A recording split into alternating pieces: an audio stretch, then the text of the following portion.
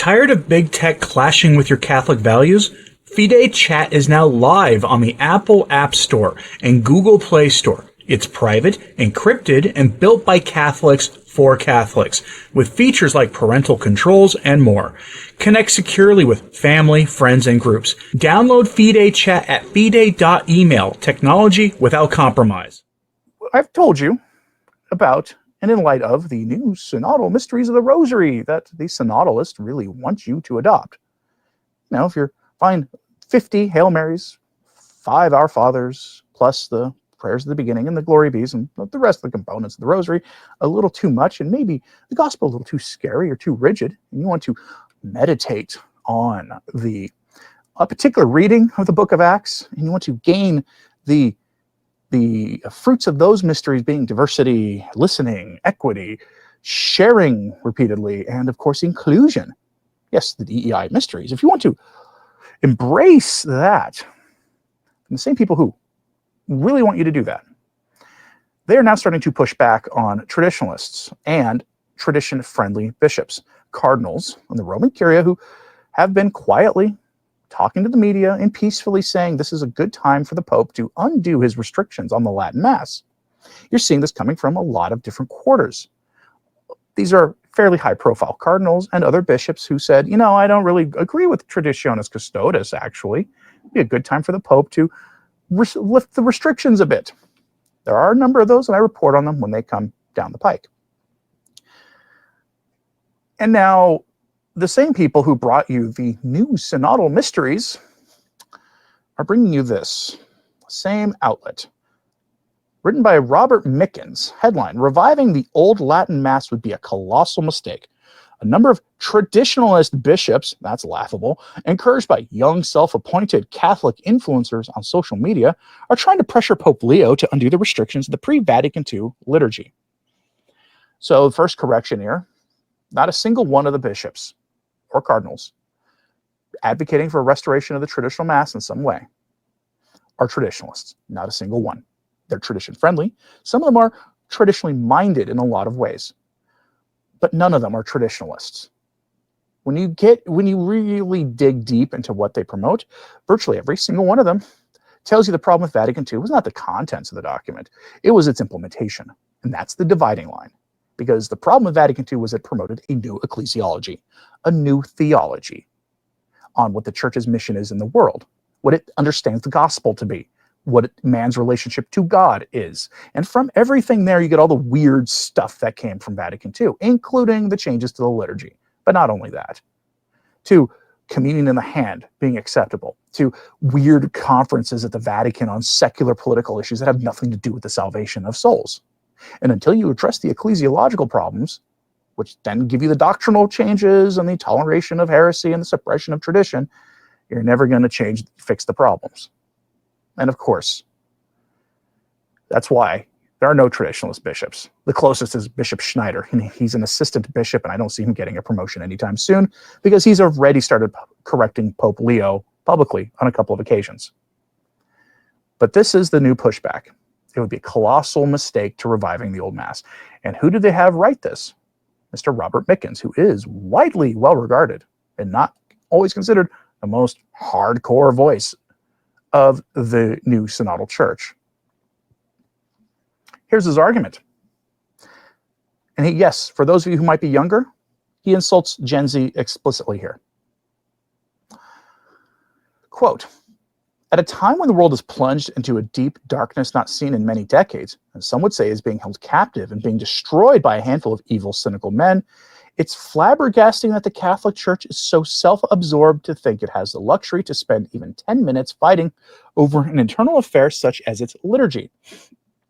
And while the latest skirmish over the reform of the Mass that followed the Second Vatican Council does not rise to the acrimony that the early decades immediately after the Council, a number of traditionalist retrodox bishops led by Cardinals Raymond Burke and Robert Serra, both very conservative, traditionally minded, but I would counter any claim that they're traditionalists, have seized on the election of a new pope to once again try to bring back the Mass that was celebrated from the 16th century Council of Trent up until the crushing majority of bishops at Vatican II, some 400 years later, approved the broad guidelines for it to be reformed and replaced, although the pro-Tridentinists continue to deny this last caveat, end quote.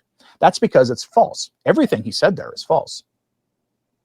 The documents of Vatican II do not call for a new Mass. It calls for the Mass that existed to have some changes made to it. Some parts of some of the prayers, include like the Our Father, for example, done in the vernacular, meaning done in the language of whatever laity you were having the Mass for. To have the gospel proclaimed in the vernacular, the ordinary language of the laity. It didn't call for a new Mass. And the other thing about this, the traditional Latin Mass was not said from the Council of Trent onwards. The traditional Latin Mass developed organically throughout the history of the Latin West. What the Council of Trent did through Pius V, through his quo primum document, was essentially ban new Masses. No bishop, no matter the way the document is written, nobody in the church was allowed to develop a new form of the Mass. And that document then banned anybody from doing it and banned any new Mass, which it defined as younger than 200 years old. Banned them. And it made the normative rite what we now call the traditional Latin Mass, which had existed going back to antiquity. That's the truth. And yet these voices, these synodalists, they keep pushing the lie that the Council of Trent came up with a new Mass. If you know this is nonsense, if you know anything about the Reformation, what Martin Luther's complaints were about the liturgy, because they're the same as the anti-TLM people. They basically invoke Luther without even realizing it because they don't know what they're talking about. He goes on here to attack Gen Z. Quote, Burke and his cohort are being encouraged in their efforts by a cadre of Gen Z youth on social media who call themselves Catholic influencers. It seems obvious enough that these young people were never catechized adequately about the broader and deeper tradition of the church.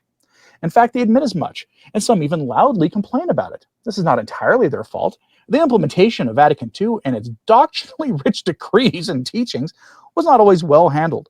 But to complain about that instead of diving into the text themselves is a lazy way to shift blame onto a previous generation.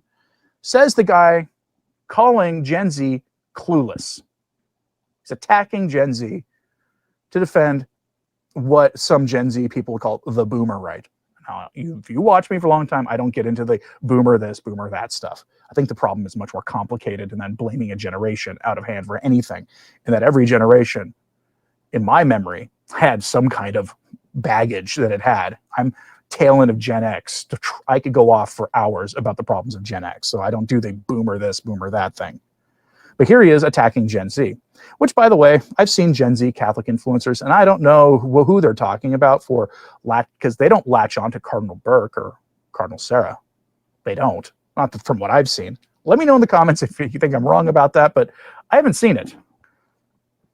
Yet despite their admitted lack of solid theological training, they still believe that the pre-Vatican II liturgy is somehow superior to the current ritual we celebrate. How is that? And then he goes into this. In my opinion, the traditional Latin Mass, with all its ritual precision and theological depth, continues to attract young Catholics because it refuses to compromise the signs of the sacred, said one of them in an article titled The Black Catholic Chick, hopes Pope Leo embraces Gen Z's desire for tradition, which was recently posted on the National Catholic Reporter website. The use of Latin, incense, chant, sacred silence, and the like are not frivolous or outdated. They engage the whole person, body, mind, and soul, in an act of worship that lifts us out of ourselves and into the presence of God, wrote another, presumably Gen Z author. Yes, and guess what?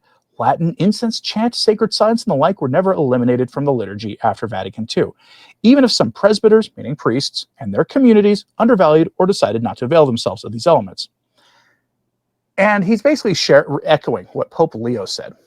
His famous interview with Crux magazine, where he said he didn't really know much about the traditional Mass himself. He didn't understand the argument too much. He made that very clear in that interview. But he said, if you want these things, you can get those in the new Mass. And that's the problem, because it's not about the Latin.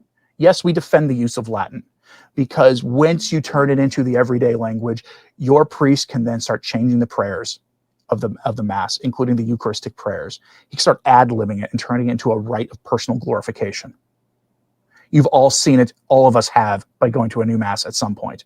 Where even if your normal everyday priest that you go to every Sunday, even if he follows the instructions of the Roman Missal to the T, offers the new Mass the way it should be, this is not going after him. But we've all seen it. We've all seen where the priest turns himself into a carnival barker or starts monkeying around with the Eucharistic rite or whatever it is. The Latin prevents that. But this isn't about the Latin. This is about the ecclesiology that underpins the Mass, the theology of what it is. Is it a community-centered meal of sacrifice, or is it something else?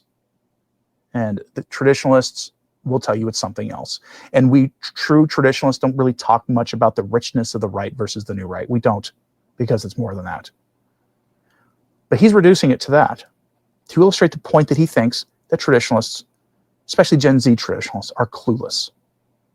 This is the same outfit that tried to sell you a new synodal rosary so that you could meditate on various things that happened in Acts of the Apostles that they then twist and contort to be about diversity and being super inclusive and giving of yourself and being equitable.